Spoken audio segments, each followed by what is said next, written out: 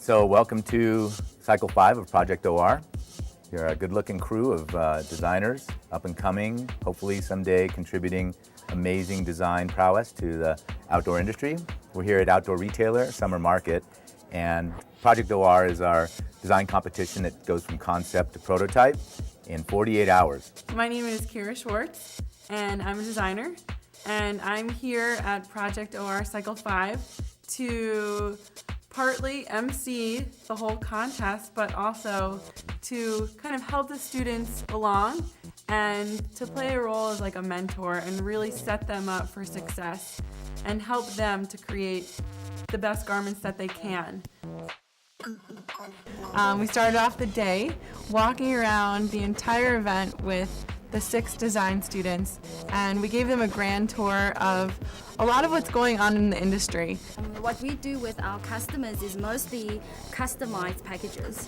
So they will tell us what they want, what they need, and then we'll give them exactly what they want, or even better actually. Because we know that sometimes for designers it's frustrating to, not be able to find the fabrics that would perform and still look the way they want it to look. Well, I think for us it's about enhancing the quality of people's lives, first and foremost. So the quality of their life in the outdoors and their quality of the life of their activities. The outdoor industry supply chain starts off with the raw materials, which consist of polymer or monomer chains, harvested like corn, or created by petrochemical companies like nylon, then treated, spun, woven, cooked, dried, or extruded to produce textiles, which are in turn cut, sewn, assembled, glued, layered, or laminated to produce articles of clothing or protection, then marked by name brands big and small to be bought by retail stores and sold to the end consumer, who then uses the gear and recycles, reuses, and trashes the product to end its life. Well, Sirona is one of the fabrics that's over there. Sirona is a unique fabric because it's a high performance and renewably sourced, so it's also a green fabric. It's made with renewable resources in part instead of petrochemicals. So a lot of synthetics are made with petrochemicals. This one is made using agricultural products. So we replace those petrochemicals. So in addition to reducing dependency on oil and petrochemicals, it reduces CO2 emissions, which contribute to global warming, and uses less energy in the production of it. So what we say about Sirona is it's designed for performance and derived from nature. So good luck, everybody. We'll be keeping an eye on you. They also had the opportunity to meet a whole bunch of industry leaders, so folks that have really been leading the outdoor industry for quite some time, which I think they all found pretty inspirational. The students were then given a design brief. I have to design a jacket for a girl named Becky who lives in Boston with her fiance, and she works out a lot and she rides her bike to work. So basically it's got to be something that she can wear out when she goes have drinks with her friends and is still, useful in the outdoor environment. So it's got to be multifunctional. It's got to be able to do just about everything she needs in a day's time. Stay warm, stay non-wet. So I just kind of drew something that I thought had some elements of something that could be used on a bike, but also had some cool style lines. The first day on my sketch was it was kind of nerve-wracking because you're like you have all these ideas in your head and you're like, okay, now let's actually bring them to life. How am I going to do that, or is it possible? There was a lot of difficulties in that I wasn't really familiar with the cycling market, but I was familiar with the biking commuter. That's something you see quite a bit in New York City. I was really excited about my design. I kind of expected the design brief to be something versatile day to evening. The students had about 2.5 hours to create these design boards. They shared them with the judges, and they got some really great feedback from the judges. We were definitely able to talk to them one-on-one, and they would really tell us, I really do like this color, but something's not right here. So with every negative, there definitely was a positive. So, and they, again, the negatives work sometimes hard. They would be like, that does not look right. That looks really bad. It needs to be changed. I'm not feeling that. And you just have to take it as a grain of salt and move on. I thought the boards, other than one, was very weak, which was kind of a bummer. I don't know if we didn't give them enough tools to make them, but I thought one of the presentations was excellent. I thought one of the boards was excellent. I think they have great ideas. I think they have to learn how to execute them and sell them better from the get-go. We talked about, what the judges really said and how to incorporate their feedback into their designs to improve their garments. So for the next, 2 days, I guess it was, they worked on their designs. They went into production. They did some more sketching. They created their patterns. They did some prototyping with some little details to really make sure they understood how to create some elements that were unfamiliar to them before they came to Project OR, before they were really introduced to the outdoor industry. A little bit difficult right at the beginning because we were able to bring slopers to work from. However, the mannequin that we were given was so unhumanly proportional that the sloper was almost rendered useless. Well, Christina's quite the entertaining character. And as my neighbor at the workstation, she definitely kept things interesting. So, aside from her humorous personality, we actually bounced a ton of ideas off of each other. After all the judging and stuff got done, that was good. Finally just got done roaming around all the market stuff and getting materials like zippers and like pull tab cloths and stuff that have like whistles on them and all that kind of stuff. So now that really just got back with muslin and cording, I can start working on my dress form and then start moving on to actual cutting out the fabric. Day 2 is when we're getting in the swing of things. We're all starting to really get our patterns together. Everything's slowly coming together. And that's the best feeling as a designer, is when you have your pieces and they all start to actually make something, because it feels like you're slowly accomplishing something. It's been a long day. I'm up pretty early and finally starting on my muslin draping, so that feels good to actually have my hands in something. We were walking around and got some zippers and some awesome little pull tabs, and it's been a fun day. So everything was going great for the first part of it until I draped the whole bodice part, and that all went together beautifully and it looked great. And then the hood and the sleeves, I made patterns for them, and they did not fit in there very well at all. So I spent like this first half of the second day trying to get the hood into the collar, and that was frustrating. We stayed late and got a lot of work done, so I'm feeling good about today. So I still just sew like the top and the bottom together, but I had the pleats done. So I was feeling good about that. We left here around 2 o'clock in the morning, so came back here around 7. It's going pretty well. I have a lot of my lining together, so that was good.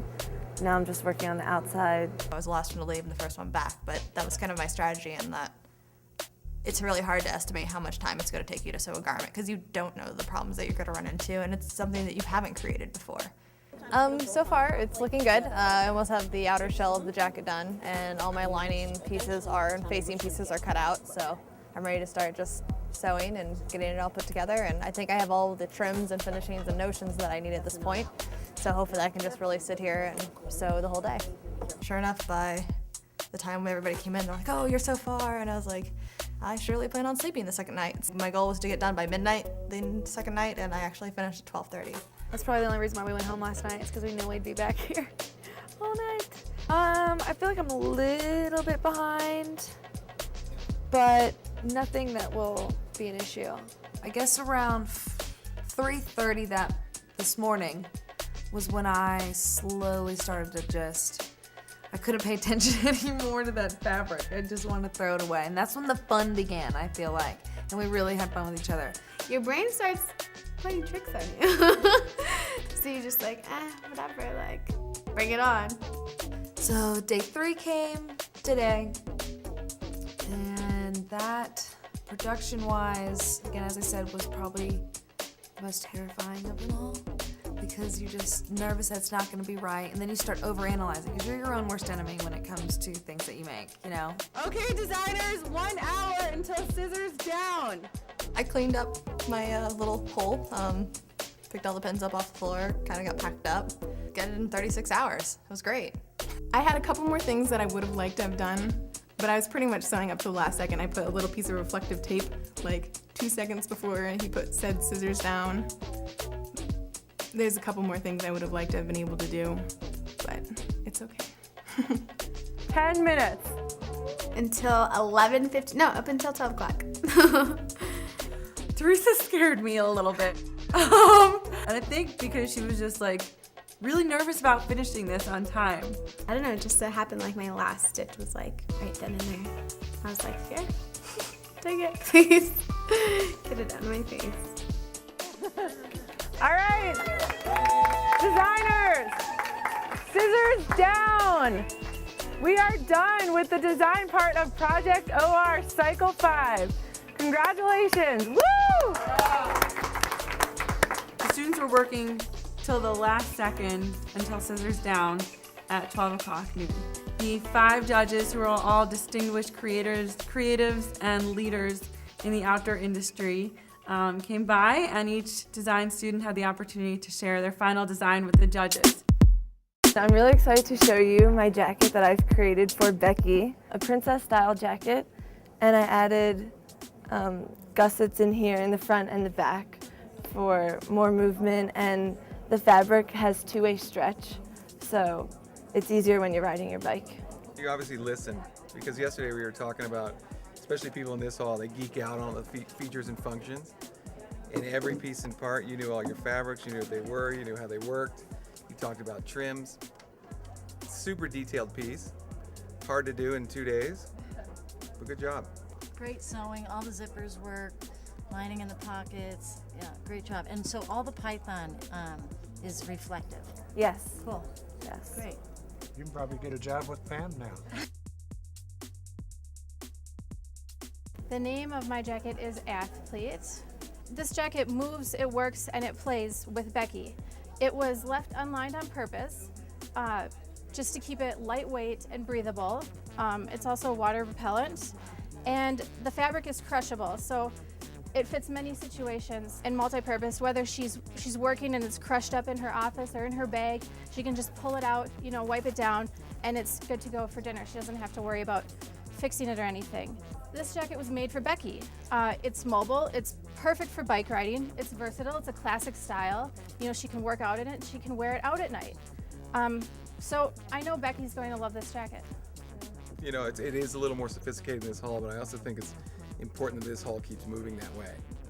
I think you listen well. If that whole front was all ruffled, I think it'd be a tougher sail. But I'm a big fan, I like it. And I definitely like that you listened about the color as well, and adding just like even that accent of the gray was a good idea, and I think you softened actually the color, even that coral from a red. I also like that you thought about branding, and you thought about even the hang tag and using that sustainable message.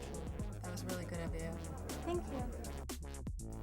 The main reason I made this jacket the cut the way I did, I feel like it gives it sleek lines, it gives figure to the individual. And I know last time we met, we talked about length, and I wanted to keep the length because when you go over a puddle of water and it goes boom, right up your backside. And so unless you're on a trail, you don't want the mud. I do like your shape. I like this kind of minimalism that you've chosen, and I actually think that even though you added the ruching, it still fits within the minimalism of the front, and so it does feel like the same garment. I thought it's a nice shape that you have. Thanks.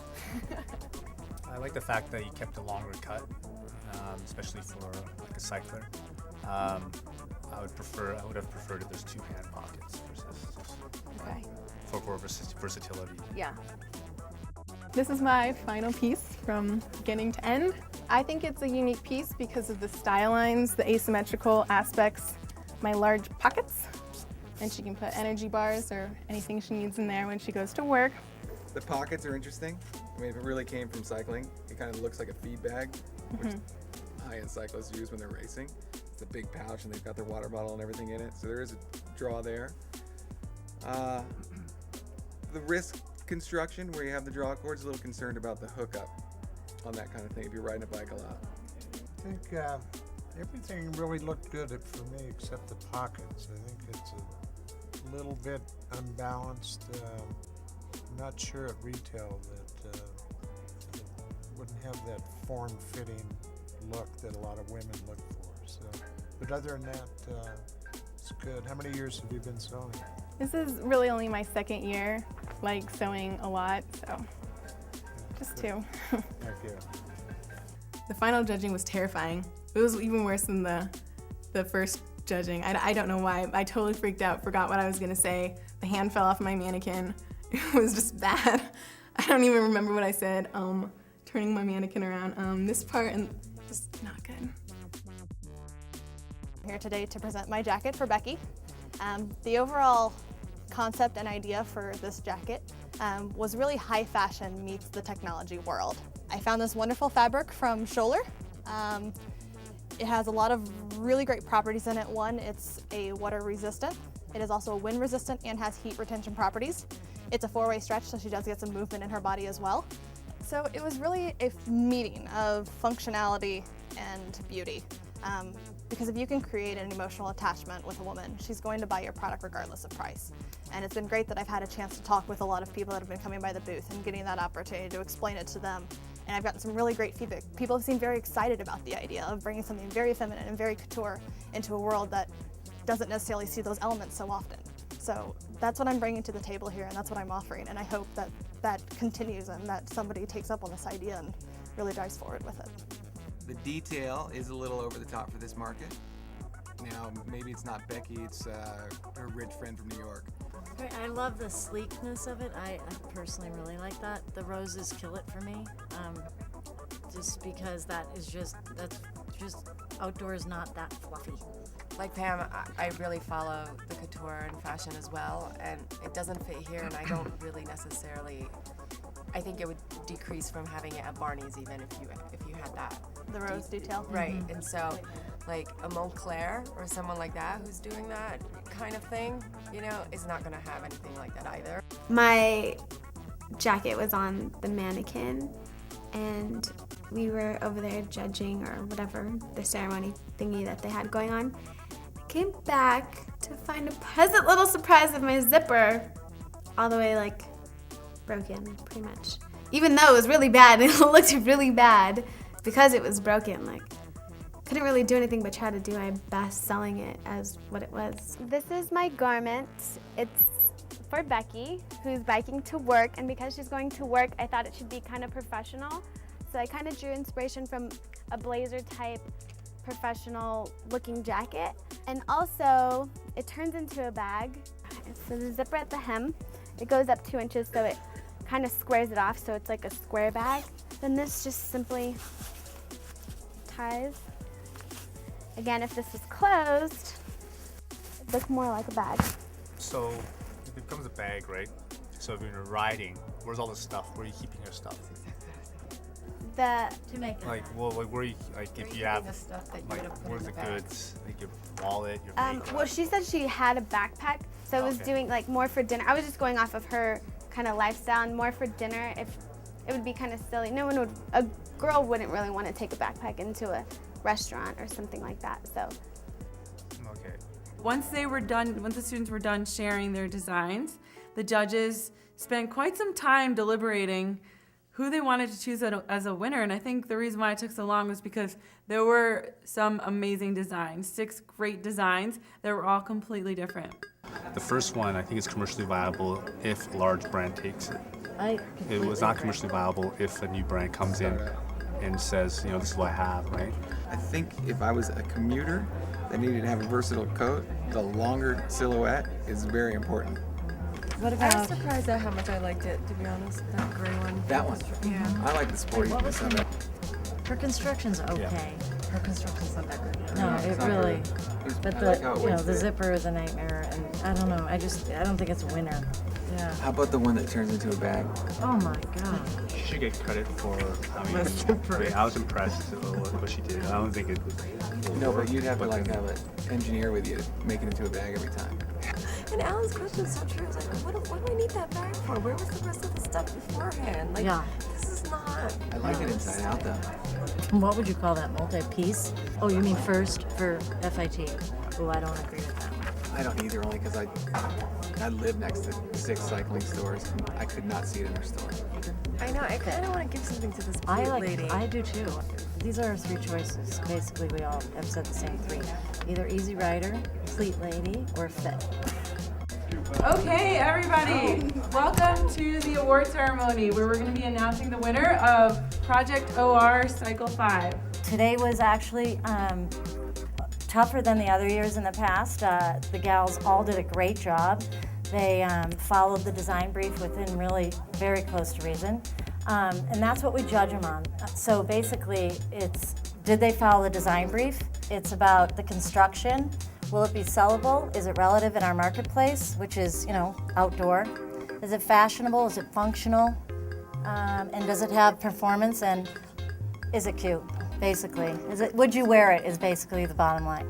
So with those points all said, we went through each and every one of them, and we did go back and forth. And there's a winner, and then there's a runner-up. So the winner this year is Shannon Smith. We loved your creativity. Your style was great. The construction was wonderful. The pleats, the attention to detail with the hang tag, the logo, following direction, you know, constructive criticism to make the garment was excellent. So congratulations. Yeah, great job. And then our runner-up is Caitlin Doherty. Really great job. Incredible construction, really great, super. So, and all of you did a great job. Thank you so much, and congratulations to all of you. I was a little bit surprised. I mean, I definitely didn't expect it. You know, it didn't come easy. I put in a lot of hard work, a lot of long nights, and everyone did an excellent job on their jackets. They were all unique. They were all different, but they all followed the brief and what Becky wanted. I stayed very, very true to my original design, my original concept, in the end result. And something that they loved at the beginning and won the concept and presentation board didn't get first or runner-up at the end. So yeah, I definitely felt falsely led, and I don't really know why. Everybody that was in this program only wanted to see us succeed. And that was a really nice thing with Project OR. So overall, you know, positive experience. I wasn't in a mindset to win. I just wanted to be here for the experience, and it was a great experience, so I consider myself lucky for being here. I loved it. I loved it. After all, like, you just realize you just learned so much, and I met some amazing girls, and you just learned so much that you can better yourself on. I mean, I loved it. This was an amazing opportunity. I didn't really know much about the outdoor industry, and to have a project like this that invites students in from different universities and gives them access to these amazing materials that we could never even think about touching, you know, if we had not ever been here. It's really cool that Outdoor Retailer is doing this and that they're giving us an opportunity. There was a winner and a runner-up, but gosh, they were all winners in everyone's minds. I mean, I can't tell you how many designers and folks from outdoor companies were walking the space, talking to students, talking about internships, freelancing. Congratulations to all 6 designers, and we know that you will have successful careers ahead of you.